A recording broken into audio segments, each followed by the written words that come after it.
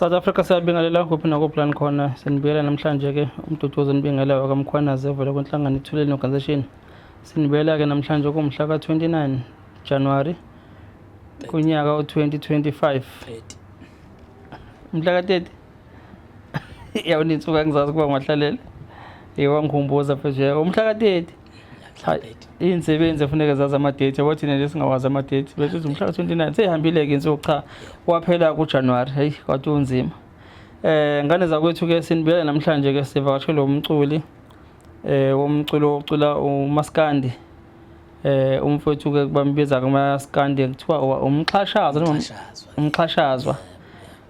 umxhashazwa-ke ngiqale mina ukumazi nokumbona ngesikhathi sibheke ngapha eMnambithi-ke sihambise umfowethu uNtando ezosupporta naye kwayilapho-ke ngikwazi khona ukuthi ngimbone kodwa-ke kukhona-ke okuhle ngathi uze ngakho nazokucela ukuthi akukhulume nazokwethula kunina-ke balandeli benhlangano ithuleleni. Mntababa siyakubingelela kunjani mfethu?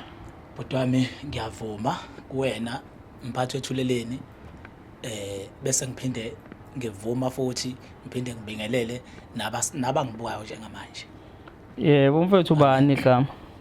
Igama la ngempela uMzoneva engaqanjwa ubaba kodwa-ke ey'sizweni zabe sezingibiza ngomxhashazwa ngokwey'gigaba-ke zakhona igama nje lomsizwa stage name ngoba nasebugosweni umxhashazwa.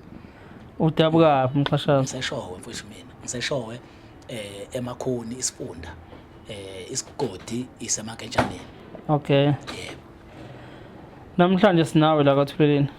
Kunjalo nje inhlangano enkulu enceda abantu. Yebo. Evele ivundulule nje inqwaba yabantu bese bayasizakala ekugcineni. Yebo baba siyabonga. Kwenze njani mfethu naba balindele abantu bakathuleleni ukuthi yini uzothulana? Bhuti wami ngibonge nje ithuba uNkulunkulu akubusise. Amen. Njengomxhashazwa ngumuntu ocula izinto eziserious kakhulu nezenzakalayo.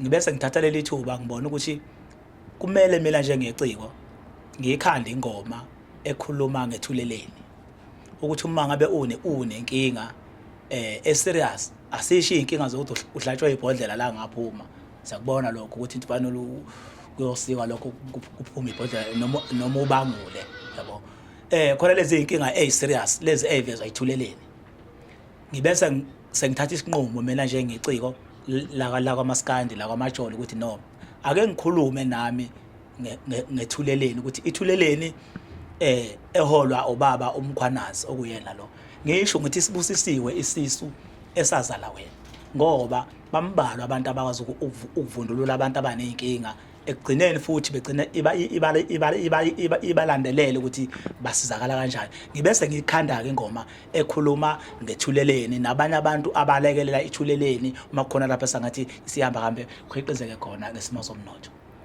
Yebo siyabonga sibe nawe siyeMnambithi mthaka baba ngikubona ofika nobaba lapho lapho indabuko uDlamini umzembe ukhalimali. Yeah. Mhlambe nawe ukuze sibe kanye nawe mhlambe yini ayikuthintile mhlambe ukuze sibe khona siphelezela umfowethu? Ayikho into ebuhlungu njengokubona insizwa ecishilingane nawe ikulesi yasimo. Wathi uma engithinta uDokotela uDlamini ethi Xhashazwa ngifuna siphekezele lensizwa ngoba ngizoyithatha ngemoto yami siphekezele ngifuna ukuthi ube khona mfowethu izimo ezikanje uyibone ukuze ngelinye ilanga nawe uma content enzakalayo ukwazi ukukhipha noma udedele inhliziyo usize omunye umuntu osenkingeni njengalo asihambeni into nje uyibone uyifunde ngoba emhlabeni izandla siyagezana. Yebo. No sayibonga kakhulu mfethu support ivele South Africa yonke nokuthi nawe ube khona uyinikele esikhathini sakho sihambisa umfowethu uNtando sibheka le isihloko kwesengoma mhlawumbe sithini nto? Isihloko sengoma sithi uthuleleni. Okay. Mayisiqhubeka ke ithi uthuleleni ngoba ikhona ithuleleni. Okay. Ebesibala ke uMr Mkhwanazi ukuthi sibusisiwe isisu esazala wena. Okay siyabonga yebo. Iphinde ibale futhi nomfowethu wayelekelelile ngemoto yakhe uDlamini. Okay. Iphinde futhi ibale no King Bhaka. Yebo. Ngokulula kwakhe naye isandla futhi ngokufaka imali yakhe ngisho kwethuleleni. Iphinde imbale naye uKing Bhaka ukuthi cha naye walula isandla. Ngabe sekithi angingagodli lokho. Mina nginayo indlela yokuthi iSouth Africa yonke izwe ukuthi abantu abathize bakwenza ukuthi wethulelele ngoba mina ukucula kwami abantu abaningi bayathola abathafu uSibani unesandla lapha sokulula mina njengeciko ukuthi ngitshelisa iSouth Africa ukuthi kunabantu abakanje kunabantu abakanje abakwazi ukulula into isandla ngento kanje ngokuthi ngiyicule. Kubantu abayifuna mhlawumbe ingoma mhlawumbe itholakala laphi mfethu? Ingoma iyatholakala online. Ikhona kuzo zonke izitolo zomculo. Umuntu uma esesha nje aseshe ukuthi Mxhashazwa uthuleleni. Mxhashazwa uthuleleni. Uzobeke ngicabanga ukuthi ngoba ngikhuluma nje bazobe sebeyithola nelink yakhona ingoma le ngoba nje ithi wena uthuleleni. Okay. Ngoba ikhona ithuleleni. Yebo. No. Ofuna mhlawumbe ke ukuthi angiwathape ngoba ubaba nayo uyaphuthuma sisho isikhathi inombolo yami mhlawumbe umuntu ofuna ukubuza something inombolo yami njengomxhashazwa kwamajola ithi 072 558 4047 072 558 4047 ilinki ke izotholakala khona la page lethuleleni kungekudala nje. No, siyabonga nje kakhulu kuMtababa, siyabonga nje ukuzwa ukuthi ke kusakhele ingoma engicabanga ukuthi nathi siyisebenzisa kakhulu kuma cases esiwenzayo.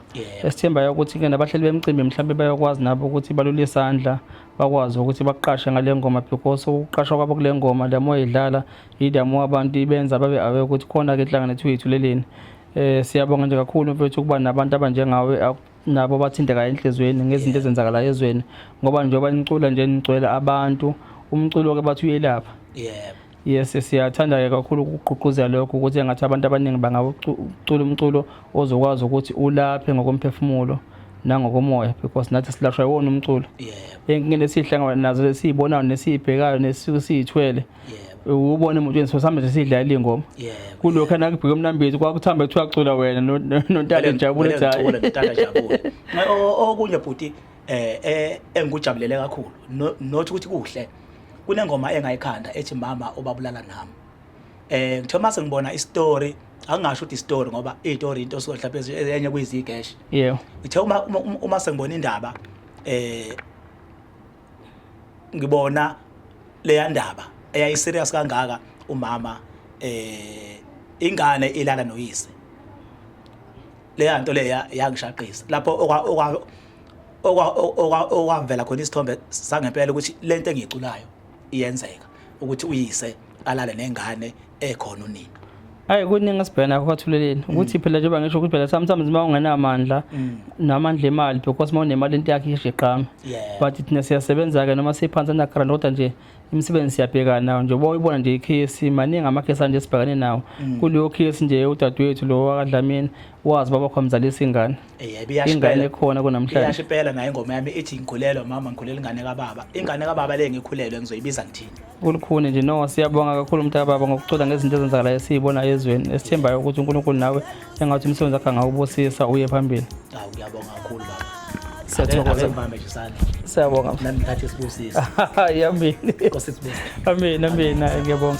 South Africa siyabonga ngandza ukuthi siyaqala ke nimsupport kumfowethu emculweni wakhe nasengomeni ayikhiphile le ayidedicatela thina inhlangano ithuleni ngesikwenzayo esizweni nakubantu. Siyacela ke bayisupport ingoma yakhe bayibheka kuma link nakuma music tune abasho lawo ama network bakwazi ukuthi bayithole bayidownloadayo xa na ku YouTube ikhona bakwazi ukuthi bayiviewe cabathi nabo sobe sinike sifakile emxhasweni ukuthi naxhaseke kumfethu akwazi na ukuthi aphilise izingane zakhe. Siyabonga. Anisale kahle emakhaya.